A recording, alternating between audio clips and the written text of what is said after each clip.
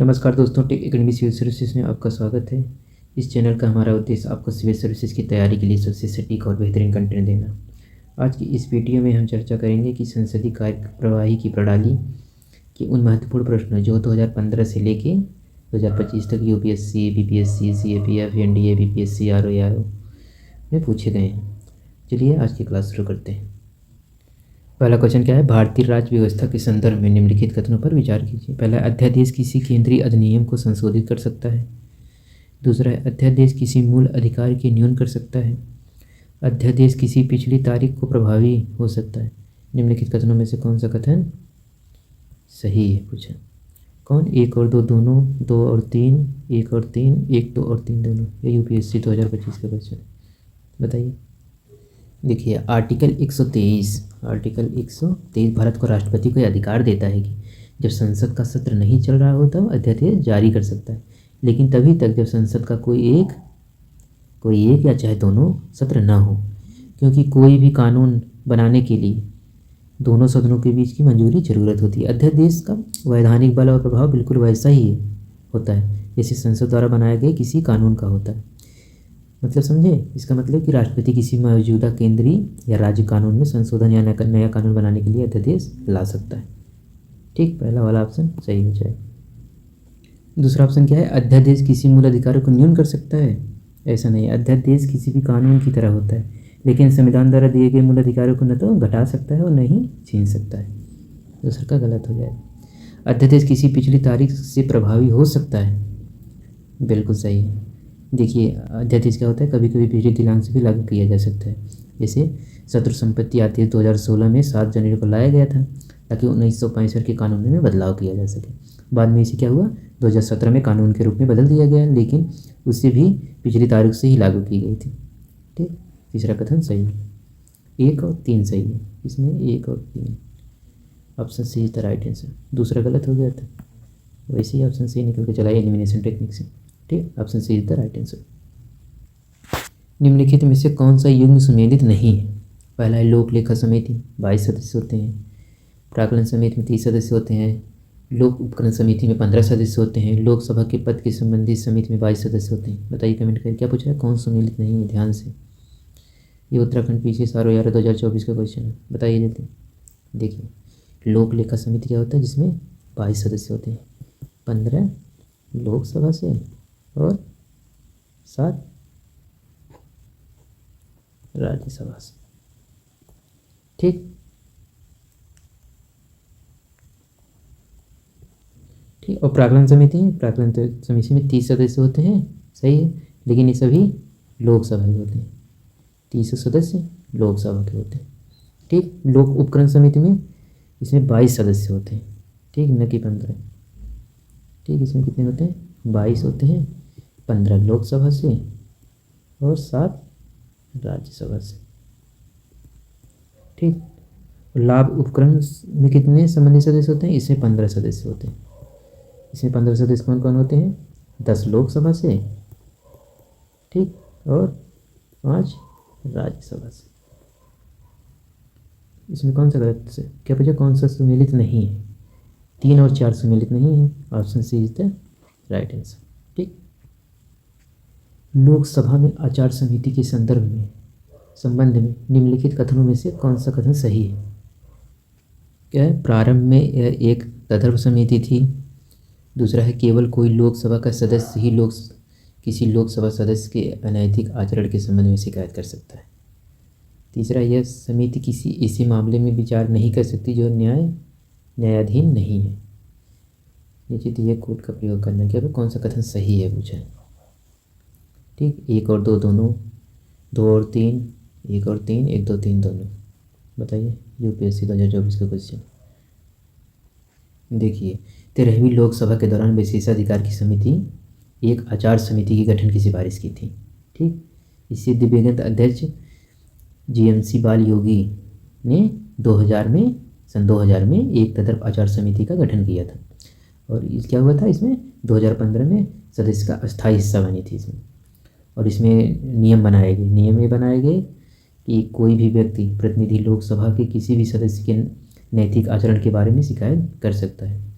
ठीक, बशर्ते शिकायत किसी व्यक्ति द्वारा की जाती है तो उसे एक सदस्य द्वारा अग्रेसित किया जाएगा।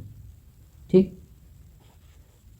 और कहा गया है कि आचार समिति ऐसी कोई मामले को विचार नहीं करेगी जो न्यायालय में विचाराधीन हो। या समिति का निर्णय कि ऐसा मामला न्यायालय में विचाराधीन है या नहीं, इस मामले में प्रयोजन अंतिम माना जाएगा। ठीक,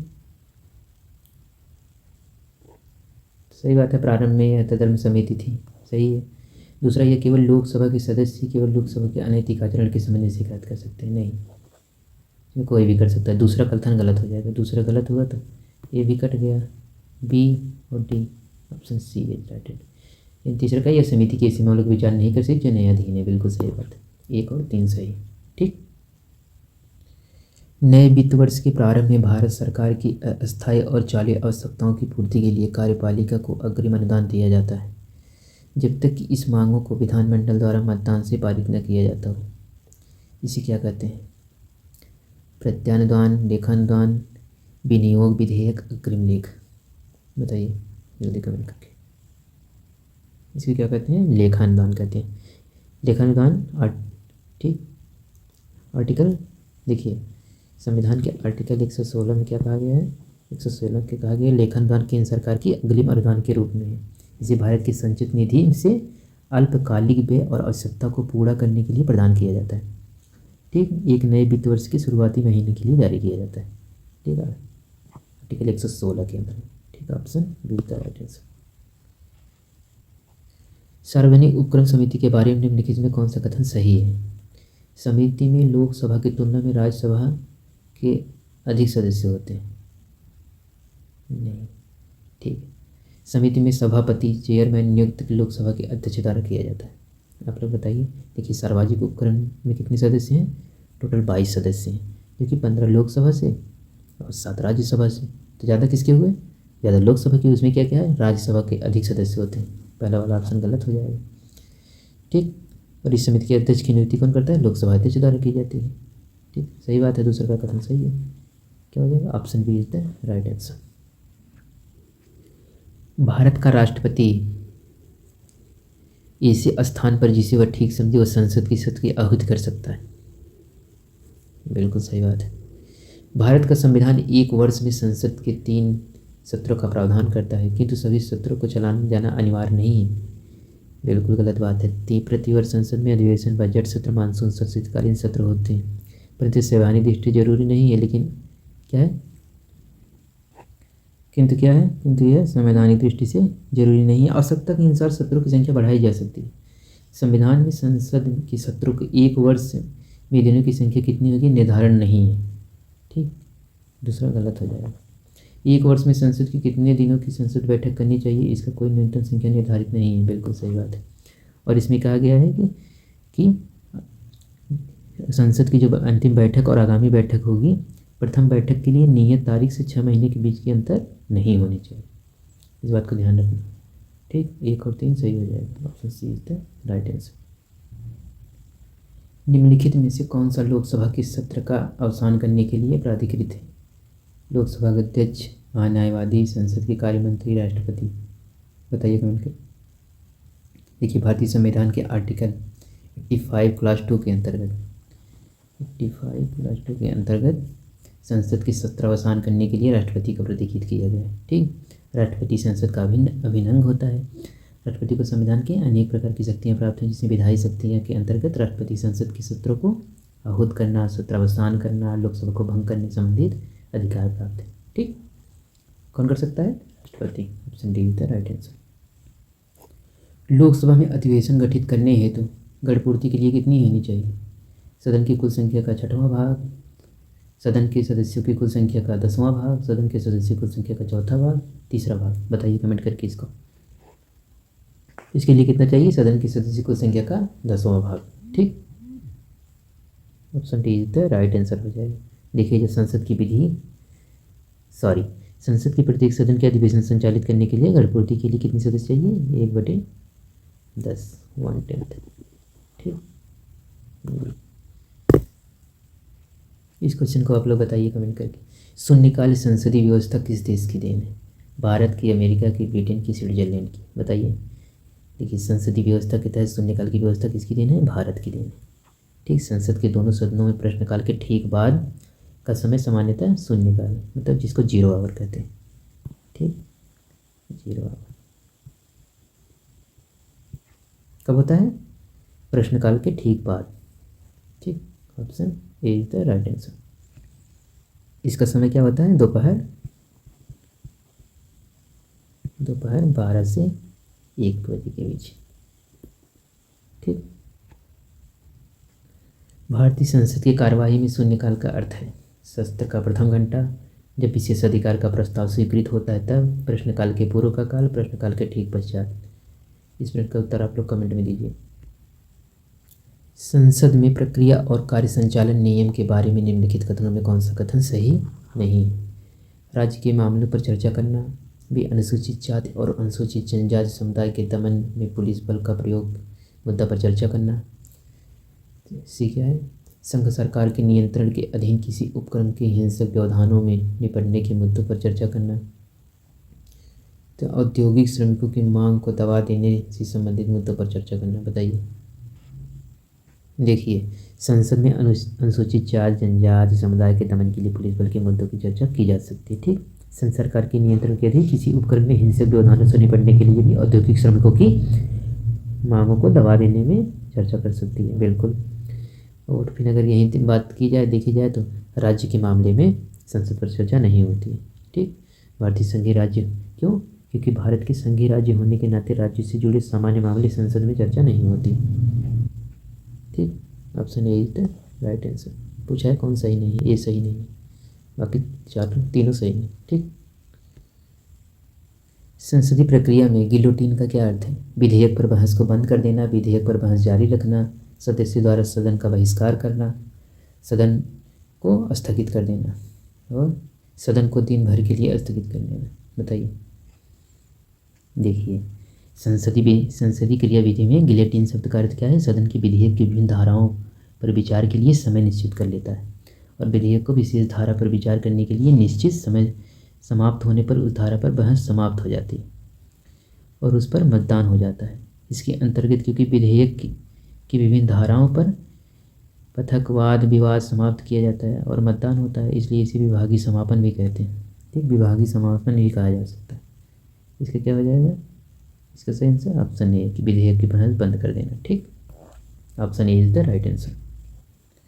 निंदा प्रस्ताव के संबंध में निम्नलिखित में से कौन सा कथन सही नहीं है? इसे लाने के लिए सदन की अनुमति की आवश्यकता है। भी क्या है? इस पर चर्चा के लिए समय और तिथि निश्चित करने हेतु सरकार स्वतंत्र है। यह संपूर्ण मंत्रिपरिषद के विरुद्ध भी किया जा सकता है। डी क्या है? प्रस्ताव को नियमानुकूल होने का निर्णय अध्यक्ष द्वारा लिया जाता है।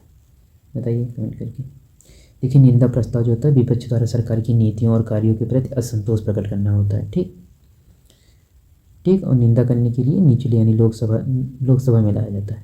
इसे लाने के लिए सदन की अनुमति की आवश्यकता है। यह किसी एक मंत्री और मंत्रियों के समूह या पूरे मंत्रिपरिषद के समूह विरुद्ध लाया जा सकता है। ऐसा नहीं है किसी, चाहे एक मंत्री हो चाहे पूरा समूह हो।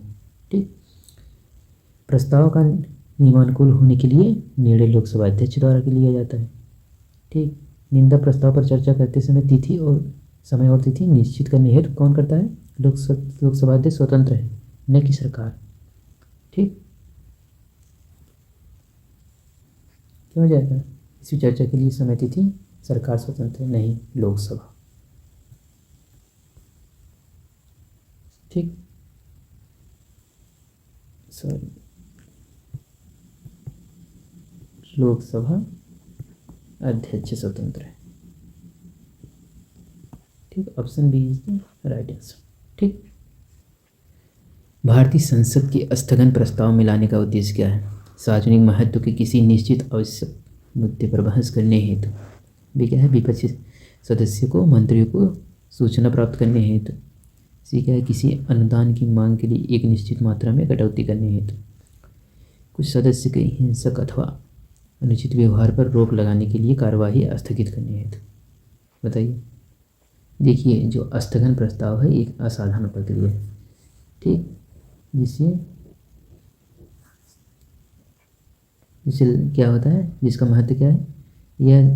यह चर्चा करने के लिए सदन के नियत कार्य को रोक देता है। स्थगन प्रस्ताव की आवश्यकता तब हैं, 2-3 तत्व हैं, देखते हैं। मामला निश्चित स्वरूप का हो, ठीक, या उसका आधार तथ्यात्मक हो, मामला अविलंबी हो, या क्या हो, वह लोक महत्व का हो, तभी स्थगन हो सकता है। संसद के स्थगन प्रस्ताव का लक्ष्य सरकार की किसी विशेष नीति की आलोचना करना होता है, ठीक।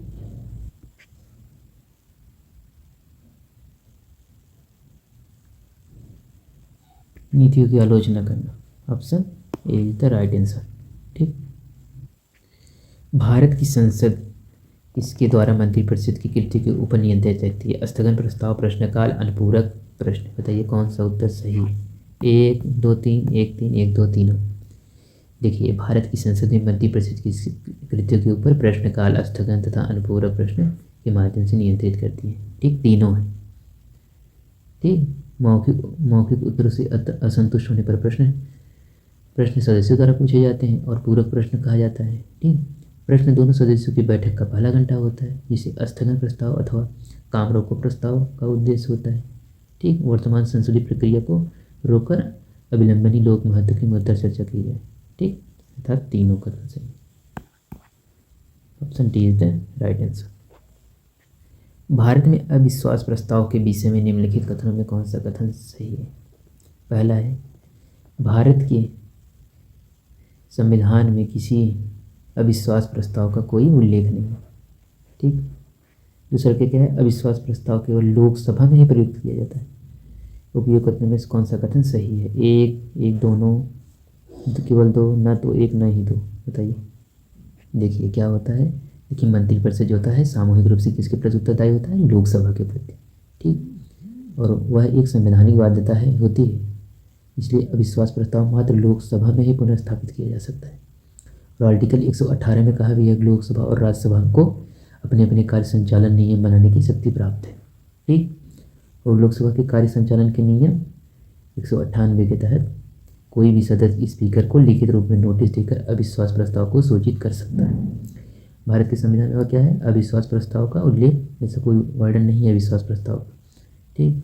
अविश्वास प्रस्ताव कम से कम कितना, 50 सदस्यों की सहमति आवश्यक है। कितने, 50 सदस्य की सहमति, ठीक, 50 सदस्य सहमत होने चाहिए, ठीक। इसका सही आंसर क्या हो जाएगा, दोनों, ठीक। Option C is the right answer. निम्नलिखित कथनों में से कौन सा कथन सही नहीं है। लोकसभा में अविश्वास प्रस्ताव रखने के लिए ऐसा कारण है जिन पर वह आधारित है वह देना आवश्यक है नहीं, केवल 50 सदस्य का वो 50 सदस्य की सहमति आवश्यक है, बस, और कुछ भी नहीं आवश्यक, ठीक। पहला गलत हो जाए। लोकसभा में अविश्वास प्रस्ताव को प्रस्तुत करने के लिए नियम और ग्राहकों की कोई शर्तें निर्धारित नहीं की गई हैं, सही बात है। अविश्वास प्रस्ताव एक बार स्पीकर कर लिए जाने पर अनुमति दिए जाने की तिथि 10 दिनों के भीतर कार्यवाही किया जाना अनिवार्य होता है, बिल्कुल सही है। राज्यसभा में किसी अविश्वास प्रस्ताव को ग्रहण करने के लिए सशक्त नहीं है, सही है। ऑप्शन क्या है, ए इज द राइट आंसर, ठीक। अविश्वास प्रस्ताव निम्नलिखित में से किसके विरुद्ध प्रस्ताव लाया जाता है, किया जाता है। मंत्रिपरिषद, प्रधानमंत्री, राजनीतिक दल, अभी हम लोग देखिए किसके प्रति, मंत्रिपरिषद के। Option B is the right answer. निम्नलिखित में से कौन सा एक भारत की संसद में प्रयुक्त प्रत्येक अन्य प्रस्ताव के ऊपर अग्रता रखता है। दोनों सदनों में द्वारा संयुक्त संकल्प, ध्यान आकर्षण प्रस्ताव, आधे घंटे की चर्चा, नियम 373 का प्रस्ताव। देखिए, जो दोनों सदनों का संयुक्त संकल्प ध्यान आकर्षण प्रस्ताव होता है और आधे घंटे की चर्चा और नियम 77 से ऊपर अग्रता रखता है, क्या, दोनों सदनों द्वारा संयुक्त संकल्प, ठीक। Option A is the right answer. अनुच्छेद 249 के खंड फर्स्ट के अंतर्गत पारित प्रस्ताव निम्नलिखित में से किस अधिक समय के लिए प्रवृत्त नहीं रहेगा। 1 माह, 3 माह, 6 माह, 1 वर्ष। देखिए क्या है, ये आर्टिकल 249 और फर्स्ट के तहत क्या है, राज्यसभा में उपस्थित और मत देने वाले सदस्यों में से कम 2/3 सदस्यों द्वारा पारित संकल्प द्वारा यह घोषित किया जाता है कि राष्ट्रीय हित में आवश्यक है कि संसद राजसूची से प्रमाणित इसी विषय के संबंध में संकल्प निर्दिष्ट है कि विधि बनाए जब वह संकल्प प्रविष्ट हो, ठीक। संसद के लिए उस विषय के संबंध में भारत राज्य क्षेत्र या किसी विभाग के लिए विधि बनाना विधिपूर्ण हो, ठीक। और यह संकल्प 1 वर्ष से अनाधिक इसी अवधि के लिए प्रवृत्त रहेगा, ठीक। उसे निर्दिष्ट किया जाए। ठीक, ऐसा नहीं है कि 1 वर्ष से अधिक समय के लिए प्रविष्ट नहीं रह सकता, मतलब अधिकतम 1 साल है। D, option D is the right answer. ठीक, तो साथियों आज की इस वीडियो में हमने संसदीय कार्यवाहियों से जुड़े महत्वपूर्ण प्रश्नों को प्रीवियस ईयर प्रश्न क्वेश्चन के आधार पर सरल और परीक्षा उपयोगी तरीके से समझा। याद रखिए UPSC, CDS, CAPF, NDA, UPPCS, BPSC और एआरई जैसी परीक्षाओं के लिए बार बार वही सवाल दोहराए जाते हैं। ज़रूरत है तो बस उन्हें सही दृष्टिकोण से समझने की। अगर यह वीडियो आपकी तैयारी के उपयोगी रहा तो वीडियो को लाइक ज़रूर करें, शेयर करें अपने दोस्तों के साथ, और इसी महत्वपूर्ण PYQ बेस्ड वीडियो के लिए चैनल को सब्सक्राइब करना बिल्कुल ना भूलें। ठीक, मिलते हैं किसी अगले वीडियो में किसी नए टॉपिक के साथ। धन्यवाद।